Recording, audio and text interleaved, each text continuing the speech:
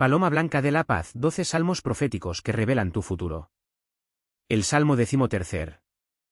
La antigua biblioteca del monasterio de San Cirilo exhalaba olor a pergamino y cera derretida. Las paredes, cubiertas con frescos descoloridos de ángeles de rostro severo, parecían observar a Elaine con una curiosidad casi viva. En sus manos tenía el manuscrito que había encontrado escondido detrás de un panel suelto, los 12 salmos proféticos, escritos en una escritura que oscila entre el hebreo arcaico y símbolos que ningún erudito sería capaz de descifrar sin antes perder la cordura. Pero había algo más. Entre las páginas amarillentas, una hoja suelta cayó sobre la mesa de roble. Elías lo desdobló con dedos temblorosos y leyó, en letras que parecían trazadas por una mano que no pertenecía a este mundo. El Salmo 13 no fue escrito, sino susurrado. No predice el futuro, lo desbloquea. Quien lo lea en voz alta ante el espejo de las almas. No verás lo que será, sino lo que ya ha sido decidido antes del primer aliento de los tiempos. Elías sintió el peso de las palabras como si fueran piedras en su pecho. El espejo de las almas, una leyenda entre los monjes, un artefacto prohibido que se dice que está escondido en las catacumbas debajo de la capilla, sellado con 7 llaves de hueso. Ningún hombre vivo lo había visto, pero los rumores hablaban de un cristal negro que reflejaba no rostros sino destinos. Guardó el manuscrito en su baúl, debajo de su túnica, y apagó la vela. La noche en el monasterio era un silencio tan denso que parecía un cuerpo físico presionado contra las paredes. Cuando salió del scriptorium, la luna llena proyectaba sombras alargadas sobre el claustro, como dedos extendidos que intentaban agarrarle los tobillos. Algo lo esperaba en el pozo seco. Era una figura encapuchada, inmóvil como una estatua de piedra.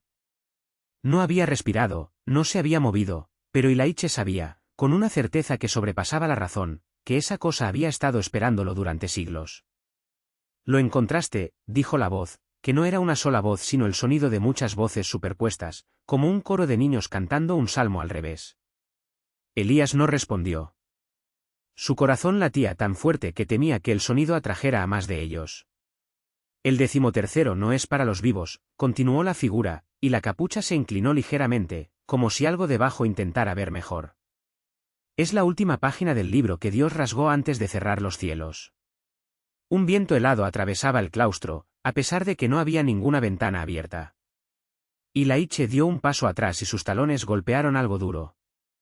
Mientras miraba hacia abajo, vio una llave de hueso en el suelo, brillando débilmente, como si absorbiera la luz de las estrellas.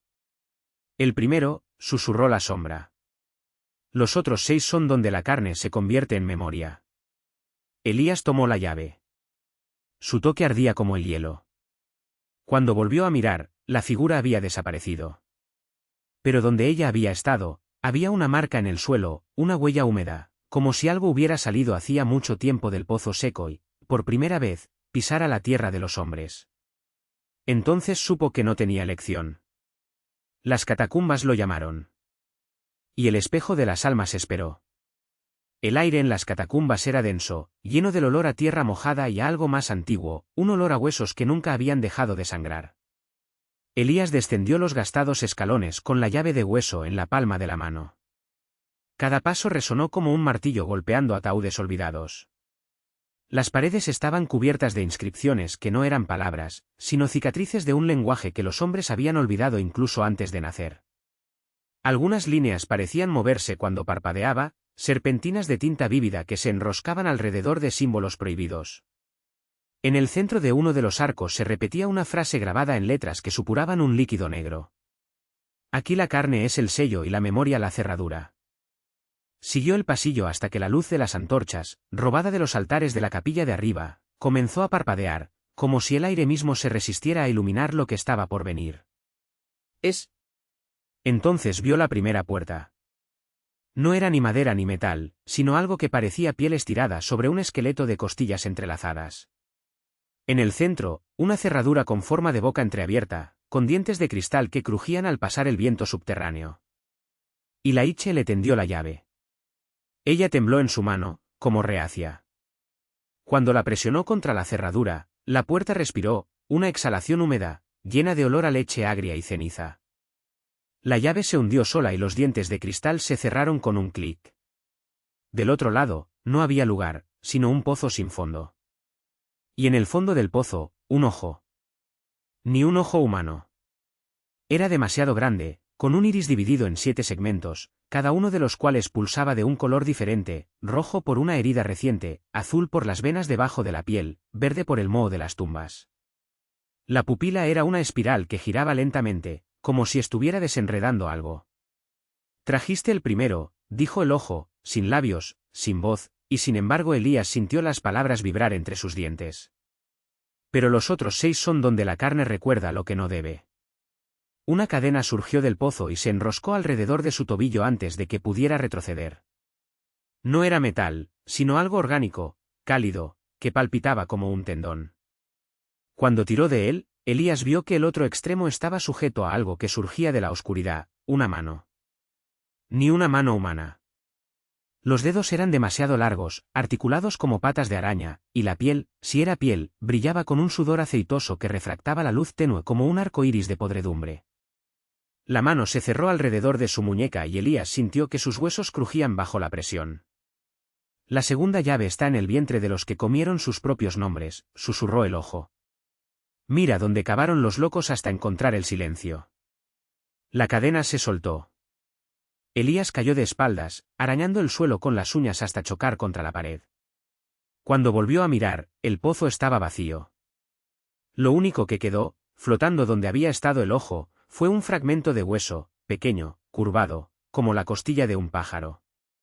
Lo atrapó. Ardía como la primera llave, pero esta vez el frío era diferente. No fue hielo. Era el toque de algo que nunca había estado vivo y, sin embargo, recordaba la vida con un anhelo tan profundo que me dolía. Elías entonces supo que las catacumbas no eran un lugar, sino un cuerpo. Y él estaba en eso. En algún lugar arriba sonó una campana. No era un sonido proveniente de la capilla. Provenía del interior de los muros, como si las piedras mismas estuvieran gimiendo. Tenía que encontrar las otras llaves. Y tenía que hacerlo antes de que el cuerpo despertara. El segundo fragmento lo llevó a la sala de los suspiros, una sala circular donde el aire se movía en lentas espirales, como respirado por pulmones invisibles.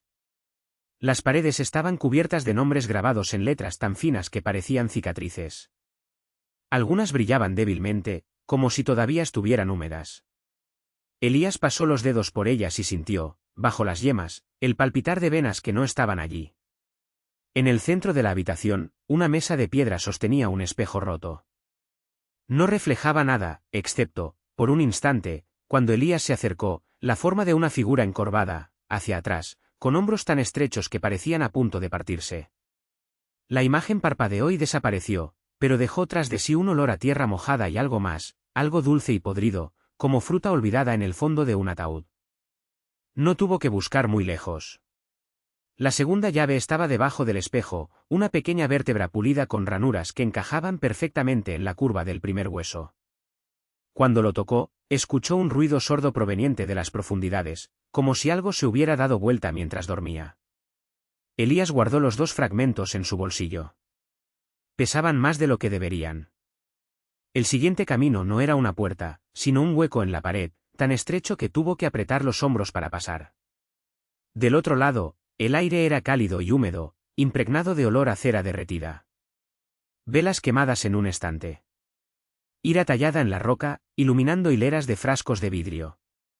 Dentro de ellos, cosas flotaban en un líquido turbio, dedos, lenguas, pestañas todavía pegadas a los párpados cerrados.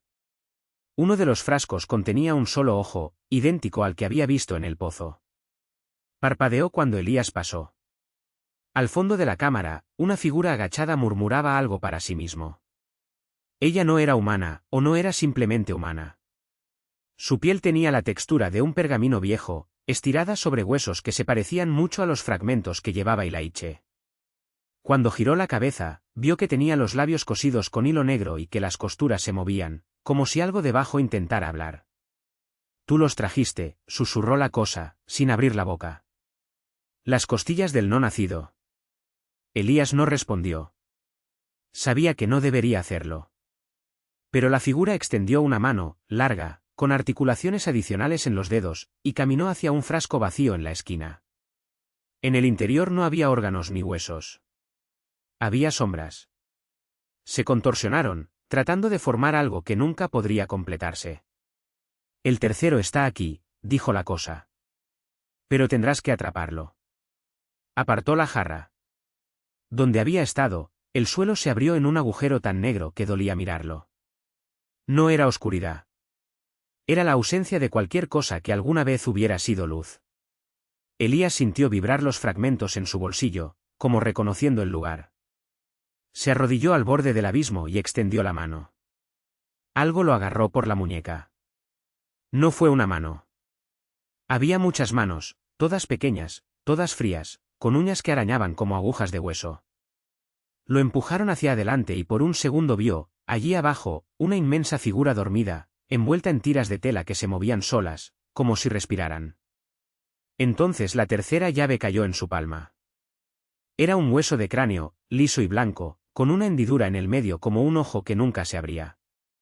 Cuando Elías lo agarró, el agujero en el suelo se cerró con un chasquido de dientes. La figura de los labios cosidos había desaparecido. Solo quedaban las velas, ya apagadas, y el olor a cera quemada mezclado con algo más viejo. Algo parecido al miedo. Afuera, las campanas volvieron a tañer. Esta vez no eran uno, sino muchos, y el sonido hizo temblar las paredes. Del techo caía polvo fino como ceniza. Elías corrió. Los pasillos se estrecharon, los pasajes se cerraron detrás de él como cicatrices cerradas. Las catacumbas ya no eran un laberinto. Eran una garganta y lo estaban tragando. La última llave tenía que estar cerca. Podía sentirlo, como un diente podrido palpitando en sus encías. Y entonces vio la puerta. Estaba hecha de madera oscura, tan vieja que la pintura se había convertido en polvo. No tenía manija ni cerradura. Solo una grieta, a la altura de los ojos, como si algo detrás estuviera esperando a ser visto. Y Laiche acercó los 3 fragmentos. Se apoyaron solos, formando algo que no era una llave, sino una boca pequeña, con dientes afilados, que susurraba en su mano. «Ábrelo». Empujó la puerta. Del otro lado no había lugar. Había un vacío tan vasto que el aire salió de él, aspirado como un suspiro. Y en el centro de ese vacío, colgado de cadenas que se adentraban en la oscuridad infinita, estaba el corazón. No encajaba. No sangró. Era una cosa seca y arrugada, del tamaño de un hombre, cubierta de venas que se retorcían como serpientes dormidas. Y clavado en su centro, como un cuchillo, estaba el último hueso. Elías no necesitó acercarse para saber que era una clavícula. Brillaba con la misma luz fría que los otros fragmentos, pero latía, como si el corazón lo llamara de vuelta. Cuando lo sacó, el órgano se contrajo. Un sonido rasgó el aire, una sola nota, tan baja que se sintió más que se escuchó, como el gemido de una cuerda estirada hasta casi romperse. Las cadenas hicieron clic. El corazón cayó. Y las catacumbas despertaron. El corazón cayó a cámara lenta, como si el aire mismo se espesara para frenar su caída. Y Laiche se retiró, pero no había ningún lugar a donde huir, las paredes de las catacumbas, una vez inertes. Ahora estaban respirando.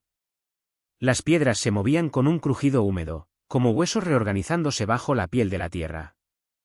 Del techo caían gotas negras, no agua, sino algo más denso, que se extendía hasta el suelo formando patrones geométricos, como telarañas dibujadas por una mano temblorosa. El corazón latió una vez cuando tocó el suelo. El sonido no era el de la carne, sino el de un metal oxidado al ser golpeado. Un zumbido sordo, que reverberó en las costillas de Elías, haciéndolo presionar sus manos contra su pecho como si pudiera contener la vibración. Las venas del órgano se retorcieron, hinchándose hasta estallar en finos filamentos como hilos de plata. Se elevaron en el aire, serpenteando y luego, como si fueran llamados por un imán, arrojados hacia los fragmentos de hueso que Laiche llevaba en sus bolsillos. Gritó cuando los primeros hilos lo golpearon. No me dolió. Peor aún, lo reconocí. Era como si esas líneas plateadas hubieran sido siempre parte de él, como nervios olvidados que de repente se despertaran. Los huesos en su poder vibraron en respuesta, y uno por uno, comenzaron a desprenderse de las telas que los envolvían, flotando fuera de su ropa. Su clavícula, todavía caliente en su mano, fue la primera en ser arrancada. Elías se resistió, apretando los dedos con fuerza, pero la piel se rompió donde el hueso presionaba y sangre oscura, casi negra, brotó de las grietas. El corazón en el suelo volvió a latir. Esta vez, el sonido trajo consigo un viento que no existía. El polvo milenario se levantaba en remolinos y en las paredes las sombras se desvanecían, ganando profundidad. Ya no eran la ausencia de luz, sino cosas de contornos definidos, figuras alargadas, con miembros demasiado largos, que se arrastraban por los túneles como si hubieran esperado siglos por ese momento. Sus bocas, cuando las tenían, se abrieron en siluetas perfectas, pero no salió ningún sonido. No era necesario. El aire ya estaba saturado del zumbido del corazón, con el chisporroteo de los hilos plateados tejiendo algo en el espacio entre Ilaiche y el órgano. Cayó de rodillas cuando sus huesos lo abandonaron para siempre. La clavícula, las falanges, el fragmento de cráneo, todos alineados en el aire, suspendidos como piezas de un rompecabezas incompleto. Hilos de plata los envolvieron, cosiéndolos con precisión quirúrgica. El corazón, ahora levantado del suelo por cadenas invisibles, giraba lentamente, y con cada rotación, más venas se desprendían de él, estirándose como dedos codiciosos.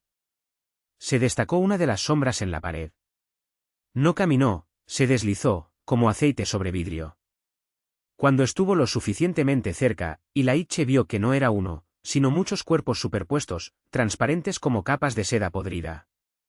En el centro de la masa tomó forma una figura más densa.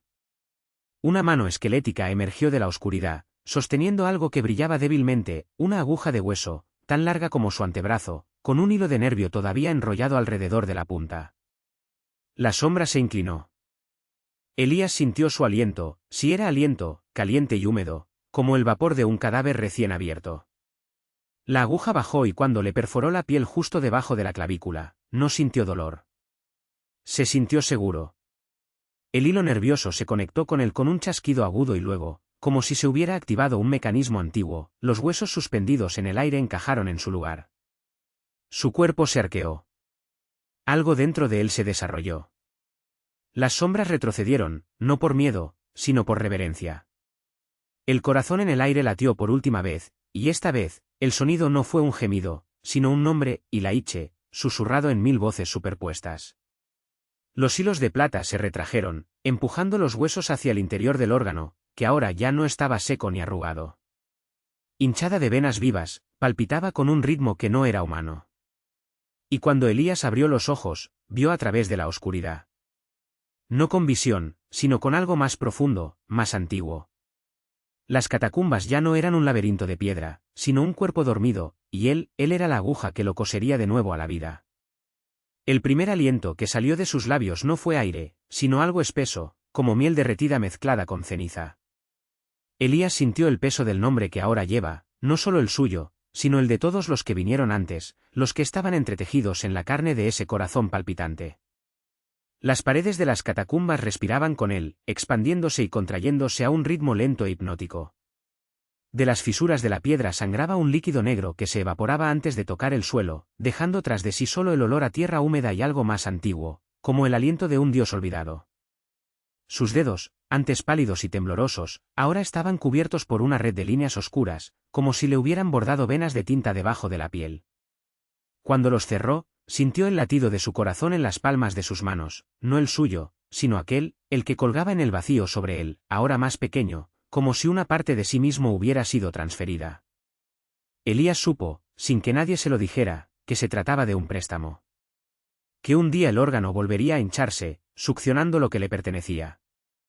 Se puso de pie y el suelo no crujió bajo sus pies. En cambio, absorbió su peso como el agua absorbe una piedra. Las sombras, que antes se habían retirado, ahora se enroscaban alrededor de sus tobillos como gatos hambrientos, lamiendo su piel donde las marcas eran más profundas. Uno de ellos, más atrevido, o tal vez mayor, trepó por su pierna y le susurró al oído un nombre que no era Ilaiche. Lo rechazó con un gesto y la sombra se disolvió en risas húmedas. Al final del pasillo, donde antes solo había oscuridad, se abrió una puerta.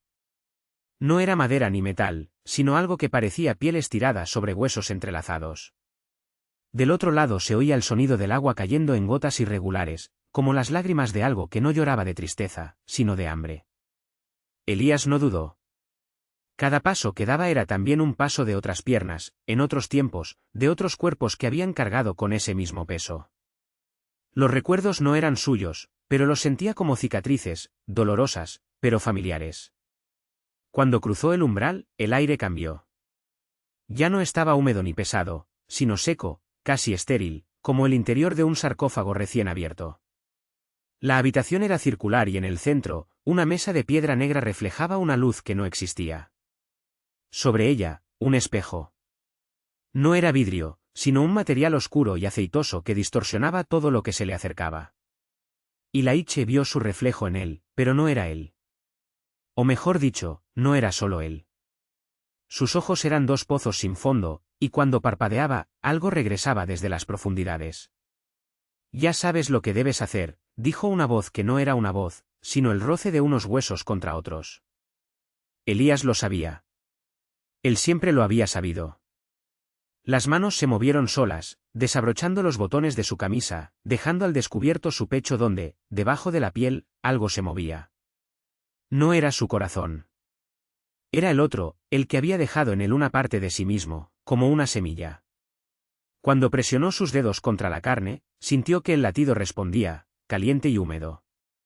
El espejo empezó a desbordarse. No con líquido, sino con cosas, manos, rostros, fragmentos de cuerpos que surgieron del cristal negro como si hubieran nacido de él. Uno de ellos, pequeño y pálido, le agarró la muñeca con sorprendente fuerza. Y Laiche miró hacia abajo y vio a un niño, o lo que alguna vez había sido un niño, con los ojos cosidos y la boca llena de agujas. Ella no habló, pero su agarre lo decía todo, nos debes una. Lo sé, respondió Laiche, y su voz sonó como un coro. Con la otra mano cogió el cuchillo que estaba sobre la mesa. No era acero, sino hueso pulido, con un mango envuelto en tendones secos. Cuando lo levantó, el espejo se sacudió y las cosas que había dentro aullaron, no de miedo, sino de anticipación. El primer corte fue preciso. No me dolió. Le dolía en otros, en lugares lejanos, en cuerpos que nunca había visto, pero que ahora estaban unidos a él por hilos invisibles. La sangre que brotó no era roja, sino de un negro azulado, espesa como el alquitrán. Cuando cayó sobre la mesa, no se dispersó, formó símbolos, letras de un alfabeto que su mente leyó sin comprender. El niño de ojos cosidos sonrió. Otener. Estaría sonriendo si su boca no estuviera llena de agujas. Elías continuó cortando. No para liberarte. Para coser.